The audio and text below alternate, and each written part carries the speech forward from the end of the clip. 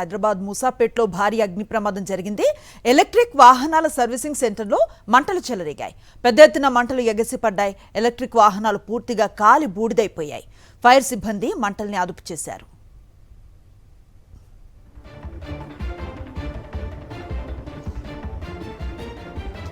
మూసాపేట అగ్ని ప్రమాద ప్రాంతం నుంచి మరింత సమాచారం మా ప్రతినిధి రవిచంద్ర అందిస్తారు. రవిచంద్ర, ప్రస్తుతం అక్కడ పరిస్థితి ఎట్లా ఉంది? అసలు ప్రమాదం ఎలా జరిగింది? స్థానికులు ఏం చెప్తున్నారు? అనుశ్రీ, మూసాపేటలో ఎలక్ట్రికల్ వెహికల్స్ గోదాంలో ఈ ప్రమాదం జరిగింది. అగ్ని ప్రమాదం జరిగింది. 3 గంటల క్రితం ఈ అగ్ని ప్రమాదం జరిగింది, చోటు చేసుకుంది. భారీగా ఎగిసిపడ్డాయి మంటలు. ఇవన్నీ కూడా ఎలక్ట్రికల్ వాహనాలే.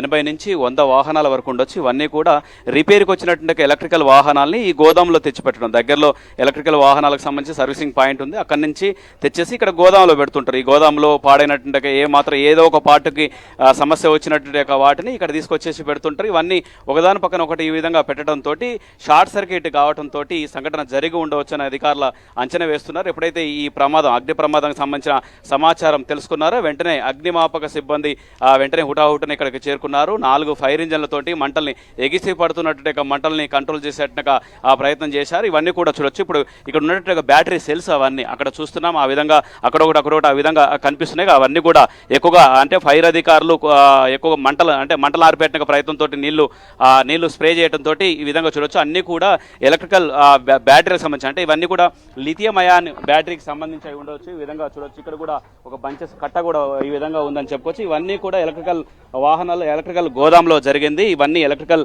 బ్యాటరీలకు సంబంధించి, అంటే ఏదన్నా బ్యాటరీకి అంటుకుని అన్నిటికి అంటుకున్నాయన్న కోణంలో కూడా అధికారులు, అంటే ఫైర్ అధికారులు కావచ్చు, ఇక్కడికి హైడ్రా అధికారులు చేరుకున్నారు. వీళ్ళంతా కూడా అగ్నిమాపక సిబ్బందితో పాటు విద్యుత్ శాఖ అధికారులు కూడా చేరుకొని ఈ ప్రమాదానికి కారణాలు ఏంటి, షార్ట్ సర్క్యూట్ జరిగి ఈ విధంగా జరిగిందా, ఇంకేదైనా కారణాలు ఉన్నాయన్న కోణంలో కూడా చూస్తున్నారు.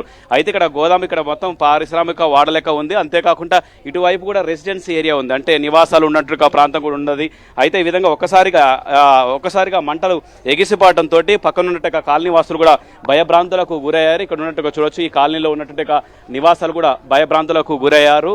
ఇక్కడ భారీగా ఎగిసిపడ్డాయి. సుమారు 10 మీటర్ల వరకు కూడా మంటలు ఎగిసిపడటంతో చుట్టుపక్కల ఉన్నట్టుగా నివాసాల్లో ఉంటున్నట్టుగా వాళ్ళు కూడా ఎగిసిపడ్డారు. ఇక్కడ ఉన్నట్టుగా ఈ చెట్లు కూడా మొత్తం కాలి బూడిదైపోయినట్టుగా సందర్భాలు కూడా ఉన్నాయి.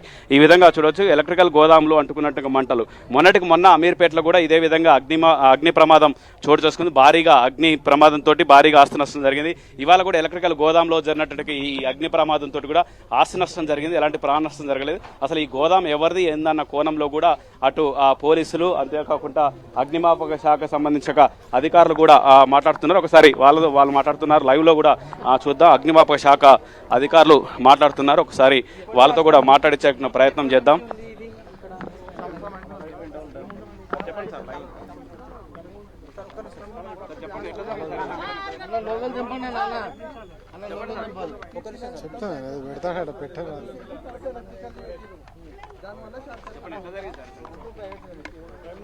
జరగడం కారణాలే మనకు తెలియదులే, కానీ మా కాల్ వచ్చింది మాత్రం 3:45కి 3:45 మధ్యలో కాల్ వచ్చింది.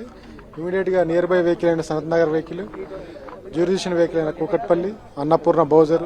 స్టార్టింగ్ లో చాలా పెద్దగా ఉందని వీడియోస్ ఫోటో చూస్తే చుట్టుపక్కల గోడౌన్స్ కూడా ఉన్నాయి కాబట్టి ఒకవేళ ఇక్కడ నుంచి స్ప్రెడ్ అయ్యి వేరే గోడౌన్స్ కి స్ప్రెడ్ అయితే ఫైర్ చాలా పెద్దగా అవుతుంది, ఇబ్బంది అవుతుంది. 5 వెహికల్స్ ఇమీడియట్ గా టర్న్అవుట్ చేసినాము.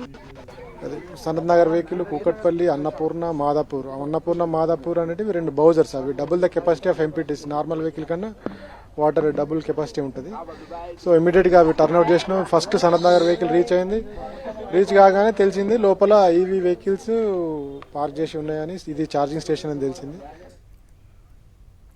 Right, thank you Ravichandra. విశాఖలో ఎమ్మెల్సీ వరదు కళ్యాణి మీడియాతో మాట్లాడుతున్నారు. ఇప్పుడు లైవ్ చూద్దాం. ప్రజల కోసం వాడుతారు, కానీ